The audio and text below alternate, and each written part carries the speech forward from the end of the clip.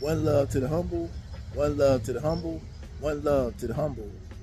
Welcome to my channel, The Humble Truth, where we share some things good and some things bad. But either way you turn it, it's going to be the truth. You can reach me at thehumbletruth@gmail.com. That's thehumbletruth@gmail.com. And if you like what you see, feel free, if you would like to support the channel, you can support the channel at The Humble Truth on Cash App. You can support the channel at The Humble Truth on Cash App. Feel no obligation, feel no need.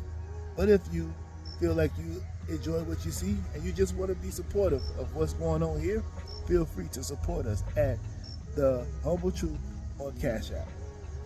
Meantime, sit back and relax and get ready for this video. Follow me. Hey, welcome, welcome, welcome. I hope all is going well for you. I really hope all is going well. I'm going to tell you something that I've been really thinking about, and I just want to let you know that it's okay. It's really okay. The Bible is not an enemy to black people. Religion is not an enemy to black people. It's just not an enemy. No matter what you may think, it's not an enemy. Somewhere, somehow, you may have been convinced of that, but it's not true.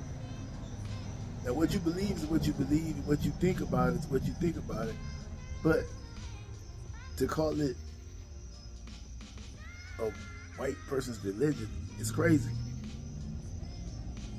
It's everybody's religion, whoever wants to follow it. But see, when it comes to most black people, that, you know, white people, they hate white people so much that they want to try to separate it. They try to find a reason to try to separate everything, to create something that's supposed to be of their own. But this is America. If you want to create a separation, you're doing it to yourself. You don't have to do that because it's for everyone. That's number one. But back to the Bible. There is nothing in the Bible that gives a skin color to anyone. There's nothing there. Now, what the problem you have it is, you've watched this image that somebody gave you, that your grandparents or somebody might have instilled in you and said, that's who that is. And you didn't know any better. And then when you found out that that's not what it was, it kind of done something to you, or you might have seen the movie, depending upon your age, you might have seen the movie Malcolm X when he said that in the movie, and that's where that sparked that. For those who wasn't ever in the NOI, you probably seen that, and that's where you got that idea from, and you wanted a reason to be angry, you wanted a reason to separate, so that was your opportunity to separate and go find something else to follow. But I'm telling you right now, the Bible is not your enemy. The image is just an image. It means nothing at all. Everybody knows it means nothing. What you really should be concerned about is the guidance that's in the book, because the book has some great guidance. If you really listen to it and follow it, it's great. And I think it will always be relevant no matter what time frame you're in, if you really look in there and really, really get to know it. And some people say, well, it's contradictory. It's not really contradictory because it's not a type of book that you're supposed to read from the front to the back. It has different books in there. You're supposed to read each book as an individual book that was, inspired by the word, and you're supposed to read it like that. You don't supposed to just go from the front to the back and think it's going to make sense. That's not how it's written.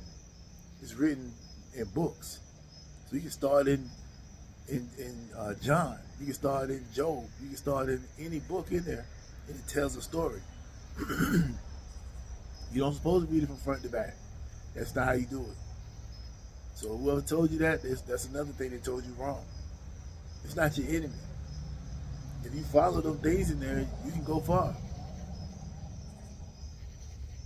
Depending upon what it is you're looking for, but it's something for every situation.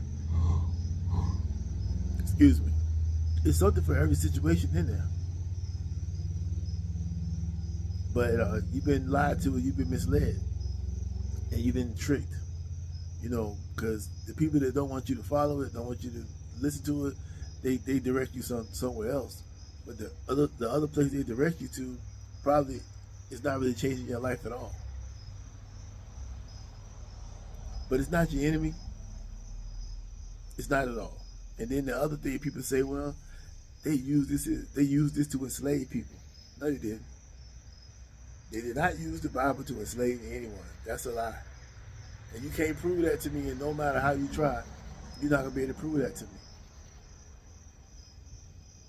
Because they didn't go over there with the Bible, reading the Bible to people, and then let me go ahead and become a slave. No, you was already slaves in Africa by the rich Africans who had people enslaved. Because that was the thing of the world at that time. Everybody was slaves. Everybody was. So it's not a good thing to use, and that's just a lie that people tell. They didn't use that for that reason. If you go do the research, you'll see that's not how it happened. They didn't use it to control people. They was controlling them a whole different way. Before they even introduced them to the religion, they was already had them under control. Now it came a point in time that they decided to present that to them and allow them to practice it, because they felt like it was good for everybody to practice. But it wasn't used as a tool to control anyone. It wasn't used as a tool to enslave anyone. They didn't need to do that to enslave anyone. Use your common sense. They didn't need that to do that. Because fear will control you. You don't need to read no words out of no book. You will control somebody. I don't need to introduce you to nothing but fear. And you don't need to use the Bible to instill fear. But anyway, they didn't use that for that reason. That's not how that went down. And then the religious aspect of it. People don't like the religious aspect of it because it's been based upon slavery. It's been based upon this is a white man's religion. All these lies. Yes, it's what the country was built on and founded under. But it's not just their religion. It's funny how we think. It's funny how we see things. It's funny how we come up with these ideas just because of hatred. Nobody's hating more than we're hating today. Nobody is. And we find every reason to be separate. But the more we are trying to be separate in a country that we don't have to be separate in. And we find every reason to be rebellious, so to speak. Rebellious to what? Everything is given to you. And then those of us who are using the Bible, using it the wrong way a lot of the times. I mean, it's not an enemy to us, but at the same time, you got people that look like us that's misusing it and misguiding people and lying to people. That's how all these things come about. Because when you tell people something that they're supposed to believe in, that there's that's based around their life, and then they find out that what you're saying was a lie, it turns people against it.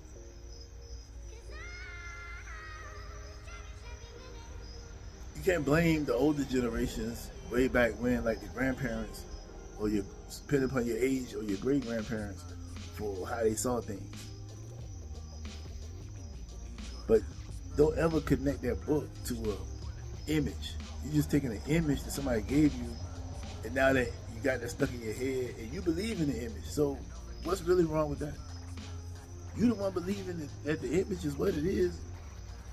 You believing in that image.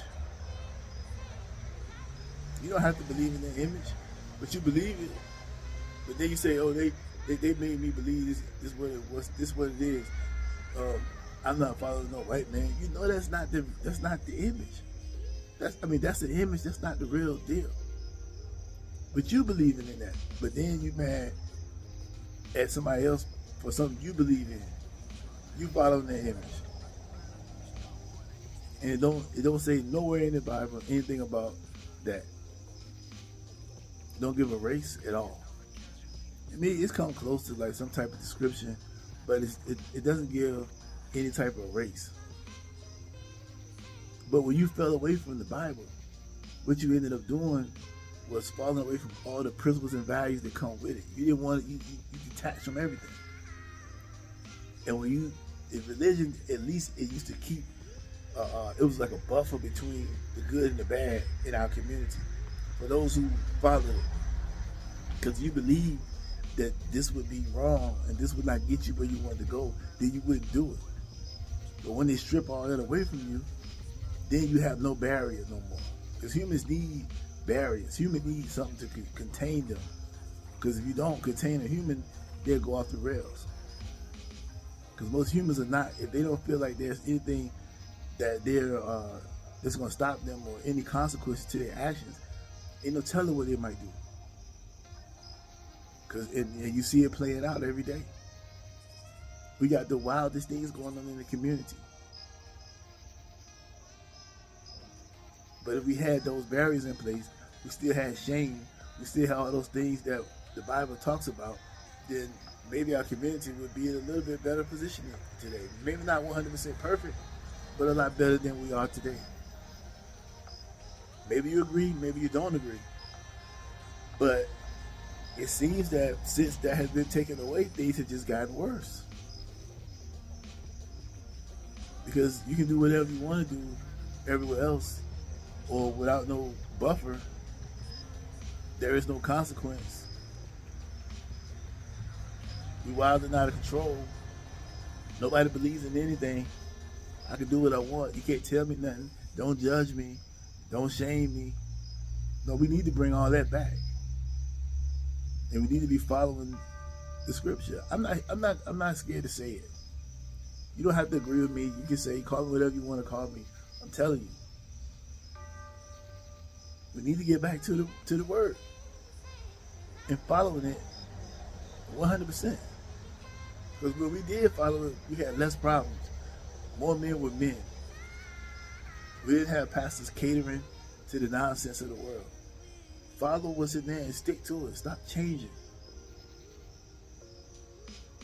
It's not your enemy. But nobody wants to follow it to a T. Nobody wants to do it. Even the people who's still in it don't really want to follow it. They pick and choose what they want to do. And that's not going to get you nowhere. But I'm here to tell you, I think you should pick it up and read it. And not read it from front to back, but read it, each book as its own book. And find and regain yourself. Return yourself back to the Father. So that you can have some peace and prosperity. Now, I won't say prosperity because I just said something bad about that. I don't want to connect that to religion. But so you can have some peace in your heart. Go find you a non-denominational and go there. Get some structure back in your life. Get some peace back in your life. Because you ain't peaceful right now. Your whole life is in a disarray. You're going through all kinds of problems and struggles. But you want to rebel so bad that you'd rather suffer than to go and get you and find you somewhere to be and get back in the Bible and gain some structure and some guidance in your life. But you'd rather rebel and say that, oh, the Bible ain't for us. This ain't our stuff. It's just as much yours as anybody else's. Don't be ashamed of it. Stop being ashamed of it. They got you being ashamed of something good, but they ain't ashamed of doing all the bad stuff they doing. You tell me that ain't crazy. They got you ashamed of doing something that would be good and righteous, but they are not ashamed of doing the crazy wild stuff that they're doing. But they don't want you to shame them for that, but they're ashamed you for doing something positive. I mean, it don't have to be this. It could be whatever it is you gotta go do that's in a positive direction. But I'm just speaking to this right now. This used to be the foundation of the black community that kept us strong, kept our families united. We was praying. We was doing all of that stuff that we somehow don't seem to care about anymore. It's like a, taboo now to be to be considered one or to speak on it. Everybody's afraid of it. I'm not afraid to tell you what to go and get back into it. It might change your life. You might remember some things and get your life in order and keep your family intact. And stop all these babies being born out of wedlock.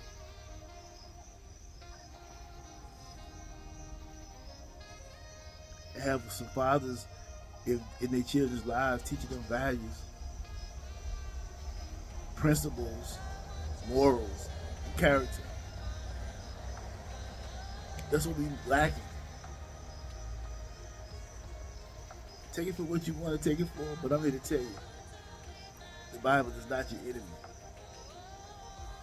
It's probably end up being one of your best friends. Y'all take care.